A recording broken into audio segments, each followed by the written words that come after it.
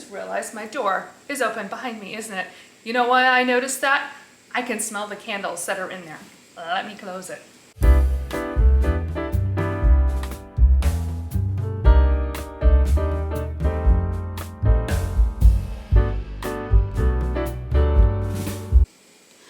Well, hello and welcome to Michelle's Fiber Studio podcast. My name is Michelle and I am your host. Today is Monday, January 15th, and this is episode number 14.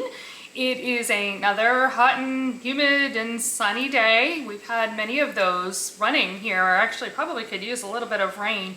I think we have some forecasted showers here and there, but no heavy downpours. So yeah, we're having a very big contrast to what we had last summer when it seemed like all we had was rain. So we got a little feast and famine going on. We finally broke down and we bought an air conditioner for our main living area, and it's helping to cut down on the humidity. It's a big open concept area, so I wasn't necessarily looking to chill the entire room down to like 68 degrees. I wouldn't want that anyway, because I get cold super easy. But I was thinking that if we got an air conditioner, even if it just kind of took the edge off, it'd be kind of nice. I've turned it off and it's actually already starting to get a little bit warm in here. So hopefully I can make it through this podcast without overheating. I've got a lot to talk to you about today. Last week's episode was a little bit short, and I think I'm gonna make up for it this week. I have a couple of finished objects. I have lots of talk about with my current works in progress. I have some project plans. And before I actually talk about what Marta's wearing, I do have a little news, and I think this is the best spot to put it in.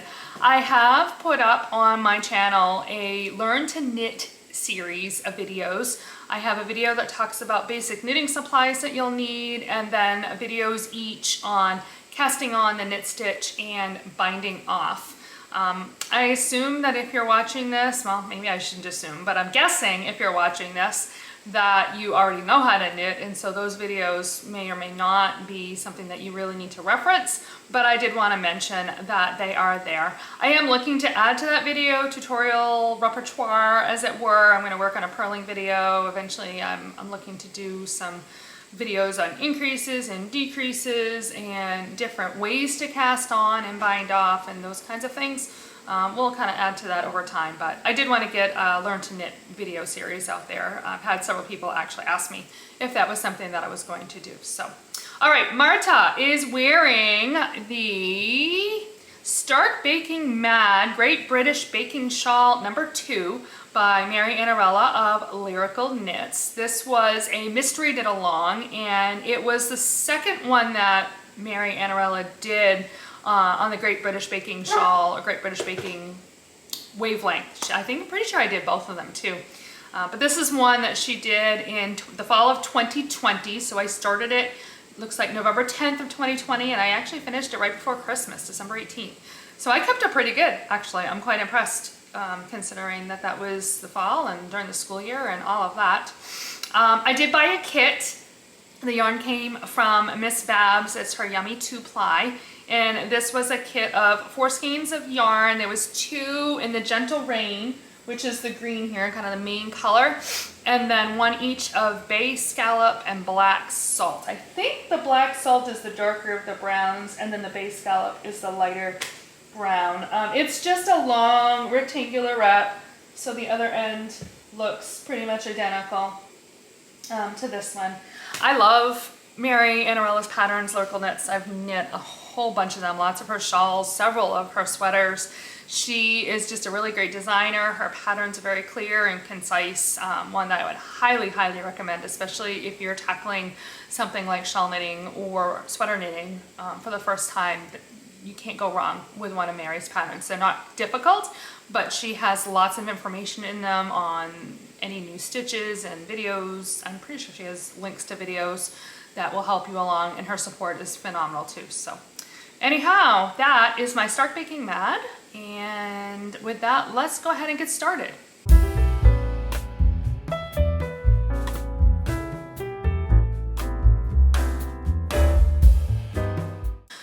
on my blocking board, I do have a finished object to share. I'm super excited. I have completed my Clarkei, or Clarkei, I don't know. My mom and I were talking about that, and I really still have no idea how to pronounce that. So if somebody knows, feel free to tag me in the the comments below. But here it is.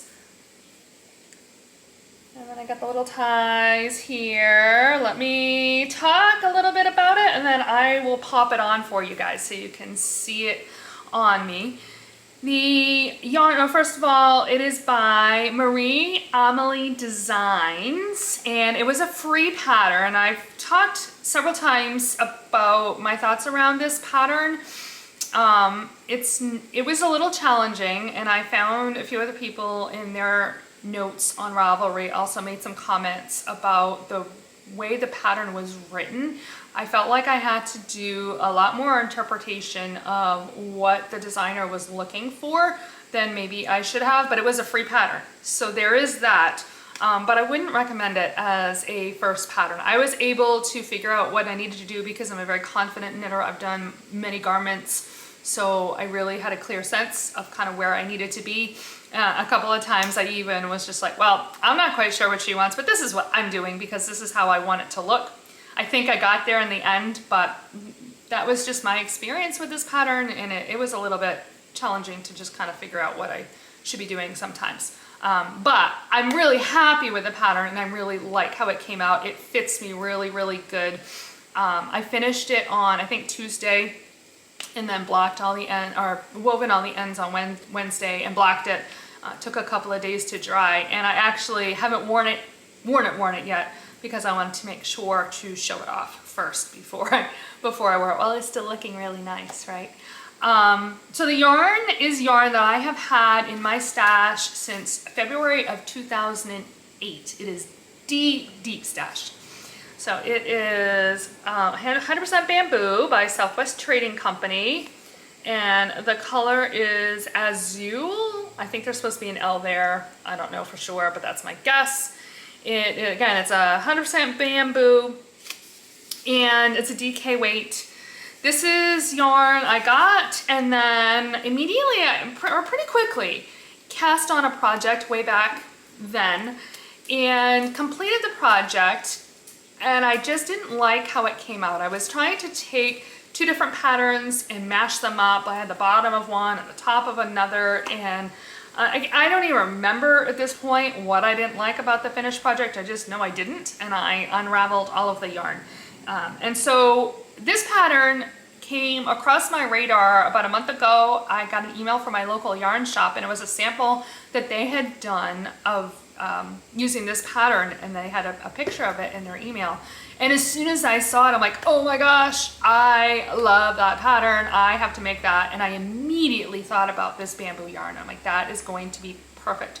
So I pulled it out and swatched it and kind of got started really, really fast. I actually completed this in just under a month. And one of those weeks, I didn't even touch it because I was in New York. So it was like just over three weeks and a couple of days is how long, like from start to finish, technically, but again, a whole week I didn't touch it. So I think that's pretty good. This is what I have left of the yarn. I know it's in a red bag, so it might be a little, oh, let's pull that up out of the way. There we go. Can you see? So I have two decent sized balls. I have two little teeny balls there. And then I have my swatch. I'm not 100% certain what I'm going to do with it. I think it's like 35 grams left. I don't know, maybe I'll see if I can do a dishcloth or a washcloth of some kind, some sort of like spa item. I think I can make a little sachet. I don't know, or maybe I'll just throw it away. I don't really know yet. I'll hold on to it for a little bit until I really fully decide. But let's see, is there anything else that I wanted to, oh yes, one more thing. I put in here a little, okay, let's see if you can see right here. I have like this little loop. It's kind of small. Is it coming in? Yeah. And I what I did is I took my yarn and I took a length of yarn and then I just twisted it and twisted it to make it a little bit thicker, kind of ropey, and tied knots on either side and then wove it in to the underneath here. Just because I was having a hard time distinguishing the front from the back, and I didn't want every time I put it on to be fighting with figuring out what was front, what was the back. So I'm hoping that that will make it a little bit easier. So let me go put it on for you and I will come right back. Okay, there, what do you think? Doesn't it look awesome? I'll stand up. Oh, can I push my chair back far enough? There we go. I don't think I can get tall enough, high enough here. Here, can I tilt it just a little, the camera? Oh, there we go. So you can see the bottom edge. It's pretty long. I got a cute little tie on one side here. So here, I'll tilt it back up. Sorry, hopefully I'm not making anyone dizzy. There. Yeah. So I'm pretty pleased with it. Oh, a little bit. Tilt it back up a little bit higher so I'm not cutting my head off like I did last week. There we go. Okay, yeah, came out good. It feels good. It's 100% bamboo, but it doesn't feel like really heavy. I think it's gonna be a really, really great top. So I'm excited to add this one to my repertoire, and with the hot weather we've been having, I think it's gonna be a really good one. So that's my Clarkei again, I don't know, however that's supposed to be pronounced. The next finished object that I have here is a little dishcloth. And like I said, I did my Learn to Knit series, so I knit a dishcloth. And this is my little, it's really little, but this was more intended to just be a practice piece. This is Hobby Lobby's Yarn Bee in Fundamental Cotton, and is there a colorway name here? Aqua. Yeah, so I just picked that up just so that I would have some nice cotton. I actually don't have a ton. I have the cotton that I did my float tote in, but it's a mottled pink and I didn't want to use that to do my Learn to Knit videos, so I picked up a new skein so that I could do that and got my little finished dishcloth. So those are the items on my blocking board for this week.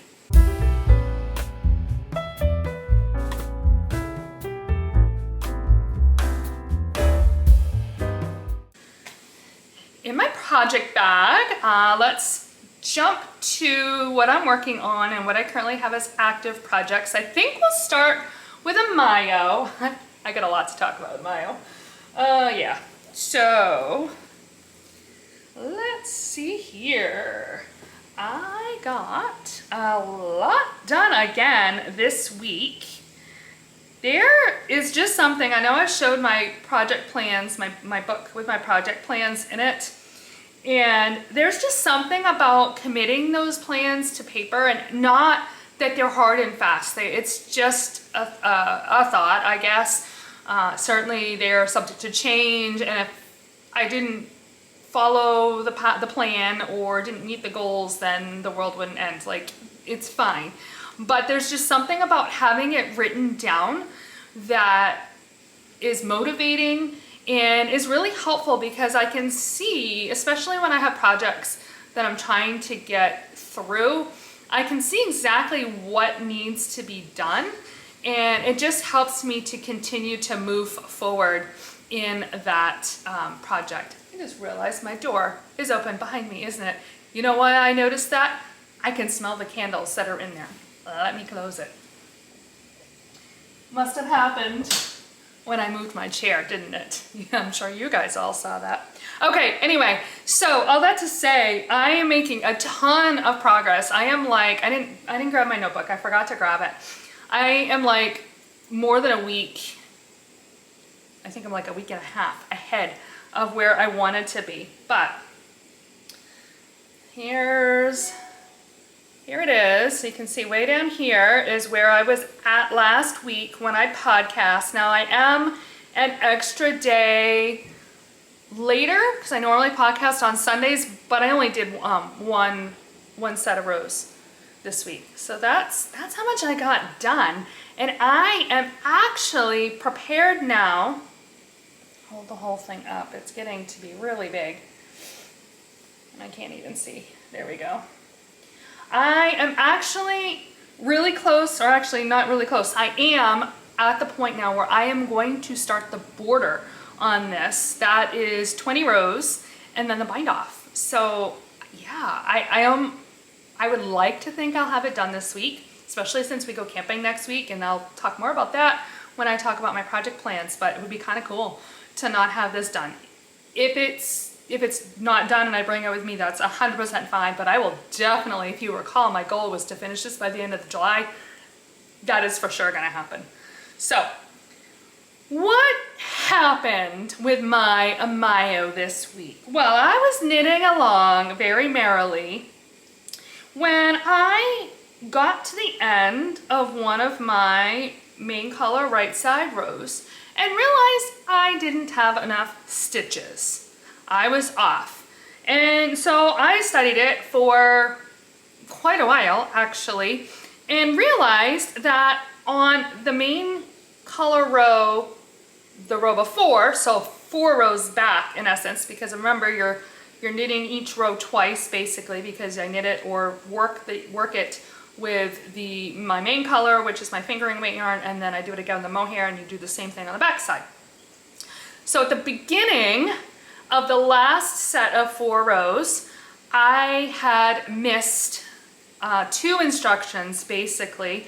If I remember correctly, I was supposed to do a plain knit stitch and then an increase stitch before doing a decrease stitch, and I moved directly to the decrease stitch. I'm pretty sure that's what it was. So that was right in this section right here. You can see, get close enough so I can spread this apart, and hopefully I can't see the camera and hold it all at the same time.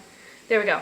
So you can see I marked the stitch that was good on the one side and the stitch that was good on the other side, because what I ended up deciding to do was a little bit of surgery on my shawl, as it were.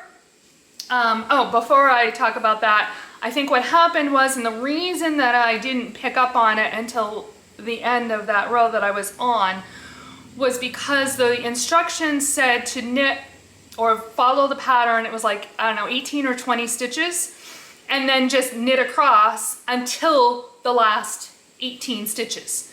And so I just knit merrily across, and then until I had 18 stitches left, and then picked up with the pattern and finished the row and didn't think anything of it. And I really didn't cross-check and double-check the knitting that I had done at the beginning of the row. So I only realized it when I got to the end of the next patterned row. So what I ended up doing is I tinked back all the way to the beginning of that row. So at this point now, I just had the right side and the wrong side that were completed. And I opted to drop my stitches down, make the corrections, and then ladder them back up. And I had to do that. It was like, I don't know, this many stitches. I think it was like, yeah, like 4 stitches or 6 stitches, if you count the mohair ones and then the bark stitches and then the plain stitch. So that took me probably, I don't know, maybe an hour and a half, hour and 15 minutes to do. I actually did film a video of myself doing it, which I'm going to post a little later this week.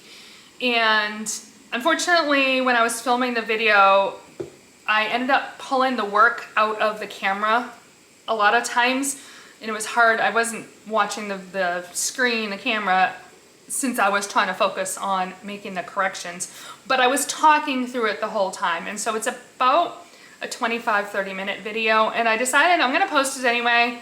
I know it may or may not be helpful, and watch it or don't, I really don't care, but I'm gonna post it because I feel like just hearing me talk through my thought process, even if you can't actually see what I'm doing, may be helpful. And it's not all of the time that the work is out of the camera view, more than I would like, but there are times when you can see what I'm doing as well.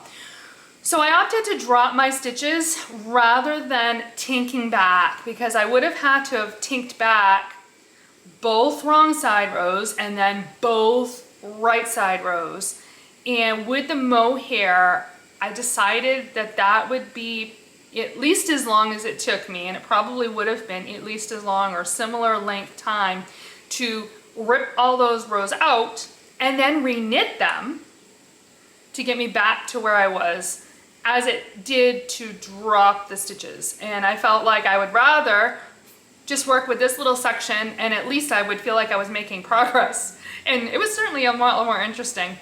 Again, whether I saved myself time in the long run, I don't really know. That's up for debate, but it got done anyway. And at this point, I really think it came out really good. I don't think you can hardly tell, especially once I block it. There's a stitch, I think this stitch here is a little bit wonky, maybe. Is that the one?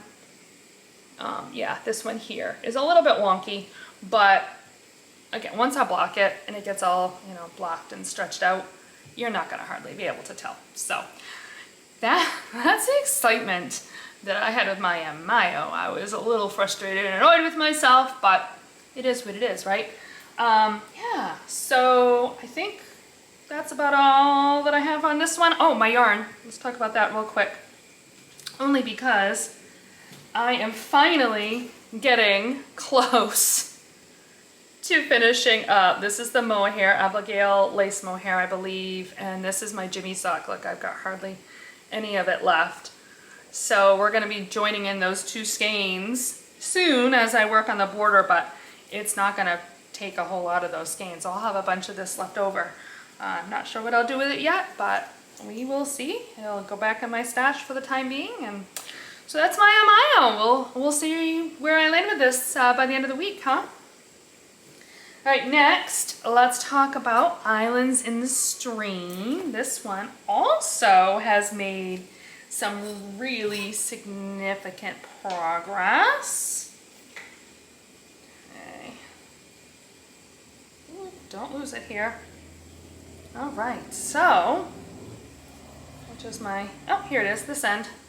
There you go, look at that. So, way down at the beginning of the gray section, I did the entire gray section this week. My goal last week was just to get half of that gray section done, and I've already got it done, the whole thing. And now I am ready to move into the islands section. The islands are this section here, and they're gonna be colors, the colors of my mini skein. So I'd have one color here, one color here, and then you're gonna keep going. It's gonna be a whole section like that. But then this, like where there's a colored garter ridge that runs through it, that's gonna be in this gray. So I think I have a plan on how because it's again, the original pattern used 6 mini skeins and I only have 5. So I have a plan of how I'm going to do 6 of those islands. What I think I'm gonna do is I'm gonna start with the first color, which is down here, this dark blue, and then they work through the different shades of blue. It's a gradient. And I'm gonna do all 5 of the colors, and then I'm gonna come back to the dark blue at the end. Because then after that, you have about, I think 6 rows or 8 rows of just the gray. So I think that's gonna be a really nice contrast. So if I hold this up again, I would start with the dark blue, is what you're gonna see next, starting those islands, and then I'm gonna end with the dark blue and then have the gray. So I think that'll be a nice little contrast. Yeah, I'm kind of hoping I can get this one done this week. What do you think? Do you think I could have 2 finished projects for next week? Wouldn't that be cool? This pattern is by Lisa K. Ross, and the yarn is Dirty Water Dye Works, and it's the Lillian base. There we go. And March Sky is the gray, and and the bundle is Moonshadow. And this is fairly older staff too. This is something I purchased in 2017. So yeah, I'm excited to have this one used up, and we'll see how much yarn I have left over. I still have quite a bit. I think this is one of the darker blues. I don't know if it's the darkest blue. I don't remember off the top of my head. I think it might be. Oh, nope, this is the darkest blue. So there we go. You can kind of see them there. And my gray. That's nice. It is. Do I have? Oh, I don't have the content. Fabric. It's 100% merino. Yep, 100% superwash merino in a fingering weight base. So yeah, that is my Islands in the Stream. Okay, one more project that I'm gonna pull out. Look what I have worked on. Haha, you haven't seen this in a few weeks.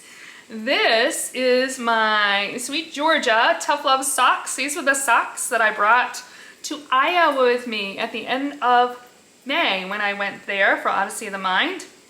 And I neglected, before I started working on them again, to put a stitch marker in, but I think I was somewhere right about here. So I got the whole rest of the leg done, turned the heel, and then that's how much I have gotten done. Here, let's look at it this way. There you go. On the foot. So we went to the beach yesterday and spent the afternoon at the ocean, and so I got the rest of the leg done and turned the heel.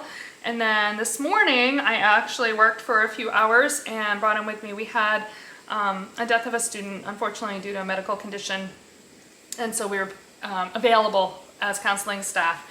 So I was at the school for a while, and I was waiting to see if anybody was going to come and need some assistance. So I was doing some training videos and knitting at the same time, and so I got yeah, quite a bit done on the foot. So my socks, I work from the cuff down. I like to knit them on 2 circular needles, and I cast on 56 stitches, and then I do the OMG heel by Megan Williams. So yeah, that is my socks, and we will now see if I can't keep these in the rotation as well and keep them going along.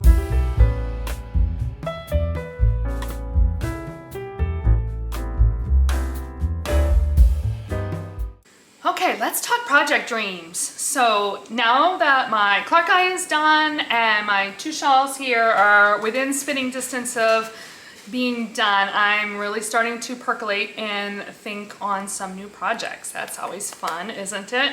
And again, we are going camping next week. We leave on Monday and we are going to be camping right through the entire week. We come home Saturday, maybe Friday afternoon. I don't know, we haven't fully decided.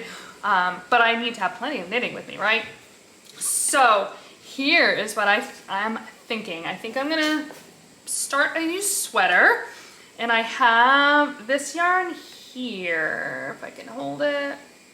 There we go. Yep, it is Regia Bamboo, and it's just a gray. I don't think there's a color name. I think it's just a color number. Anyway, it is 45% wool, 30% viscose, and 25% polyamide. Interesting, because I actually have wool, bamboo, and nylon. I thought I got that off of the, or maybe it's viscose bamboo. I think that is what it is. Now that I remember, because I got that off of Ravelry when I put it in my notes here. Anyway, I have 3 skeins of this. It's 400 and something yards, 437 yards each. And I think I'm going to do the Longline cardigan. I'll pop a picture in right here. It's by Locatelli. And I actually swatched for it. I was trying to figure out what exactly my gauge was going to be, especially when I looked at this pattern. So I'm trying to remember the numbers off the top of my head. I believe the Longline cardigan calls for a gauge of 24 stitches to 4 inches, and I'm getting 22 stitches to 4 inches, which interestingly enough did not change when I blocked it. I did block it. And I like the fabric. I think it's going to be a good fabric. I definitely would not want to go up a needle size. I could possibly go down a needle size. I don't know, maybe I will swatch it. I think I swatched this on 2s. Maybe I'll swatch it on the ones just for kicks this week. I could do that. And the other thing about it is the yardage that is required for the Longline cardigan. I have just over 1,300 yards, and I think the smallest size requires about 1,400 at least. But I'm getting a bigger gauge, so it's going to use up less yarn, and I think my row gauge was like 2 rows different as well. And it's a really pretty long cardigan, so I am thinking that if I need to, I will just make it shorter, and it's not meant to close entirely either. So with all of those factors, I'm gonna try it. I'm gonna give it a whirl, hoping that I don't come up too short. It's a long sleeve cardigan. And I don't like my sleeves. I got short arms, first of all, and I don't like my sleeves to be super long either. So that's another factor, although, you know, sleeves, especially when you get down to the wrist, don't take up quite as much yarn anyway. But I think that's what I'm gonna cast on with this. So that's one that I wanna cast on. And then the other one that I would like to cast on is The Right Stuff by Bristol Ivy. And this is yarn here that I bought when I went to Fiber Frolic in June with the intention of making the Bright Stuff. So again, I'll pop that pattern in. This is by Main Yarn, One Loop In. It is Eastport is what this skein is. Got these really, oops, I don't want to untwist that quite yet. There we go, got these fun colors, and Killing the Blues is what that color is. See it? There we go. And then the second color that I'll be using is this lovely green. This one is actually Pemaquid. It's a slightly different yarn. So the Eastport is 100%, nope, 80% merino, 20% silk. And the Pemaquid is merino nylon, 80-20 merino nylon. So it's similar, yet a little bit different. But I think it's gonna work. This green here is Echo Lake. There.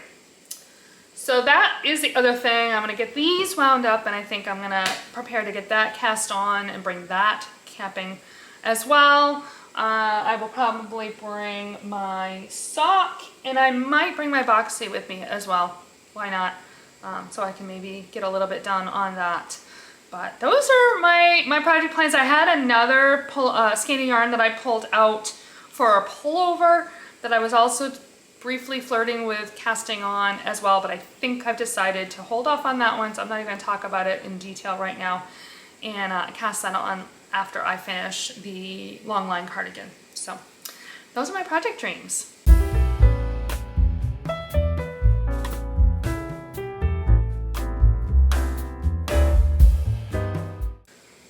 Our random knitting fact today comes from a Barocco design team, and I discovered that some of the earliest knitted socks were found in Egypt. The socks are split between the big toe and the little toes, presumably so that they can be worn better with sandals. And I think I've seen some of those socks where you've got like a little split. I've never made them. I just make my socks straight up. Actually, I think I've seen socks that somebody made once that actually had all of the toes, just like you would do for gloves. They did for each of the toes. But yeah, that does make sense, that if they wanted socks with their sandals and they had like a thong type sandal, that they would need something, otherwise it would crunch right into the sock and probably would be a little bit uncomfortable. So anyhow, yeah, I thought that was kind of a fun little fact. Not the way I would be looking to knit my socks, but since I pulled out my sock that had been sitting dormant for a little while, I thought this would be an appropriate fact for this week.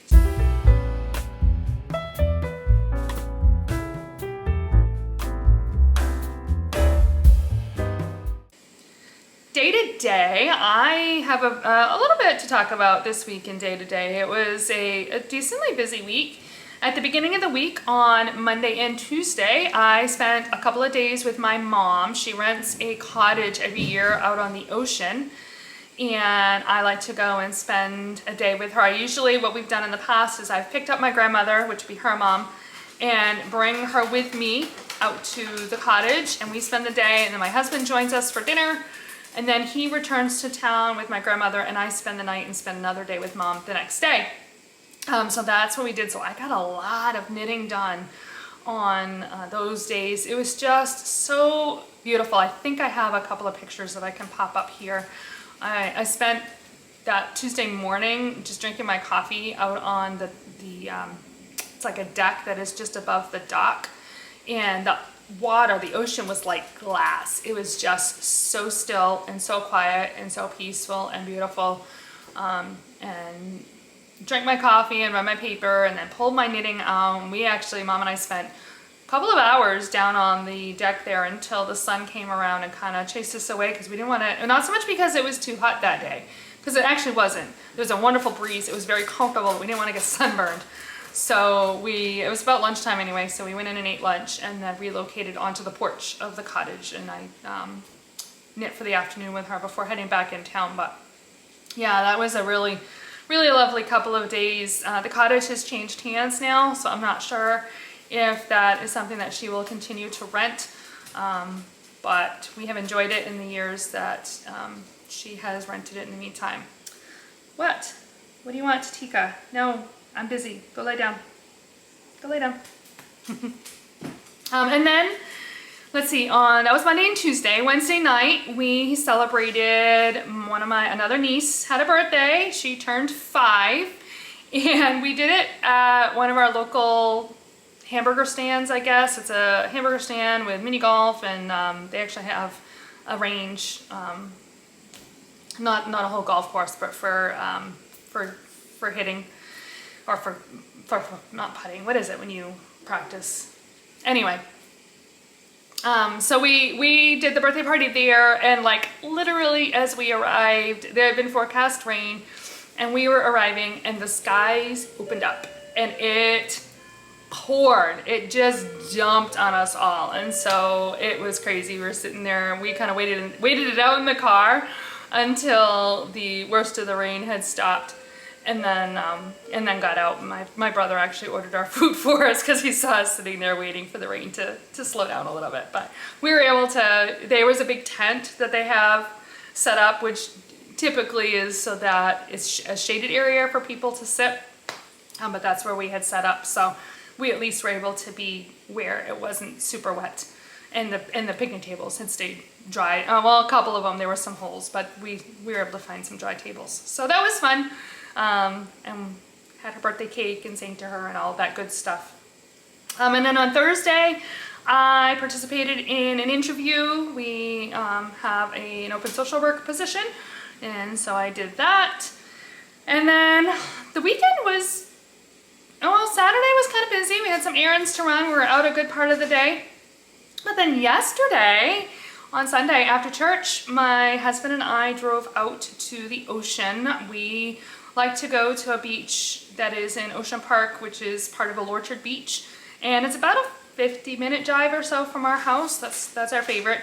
And it was beautiful. There was a nice breeze, and so of course it's always cooler. It was like 90 degrees in town, but once you got out to the ocean, the breeze kind of helped, and we got there about 3 o'clock or so, I guess, and we were just sitting, and we were thinking we were gonna walk because it's a mile or so walk to the pier where we could get some pizza and some french fries. But when it was getting close to dinner time, at that point the beach was kind of emptying out and it was just so quiet. There was like hardly anybody there.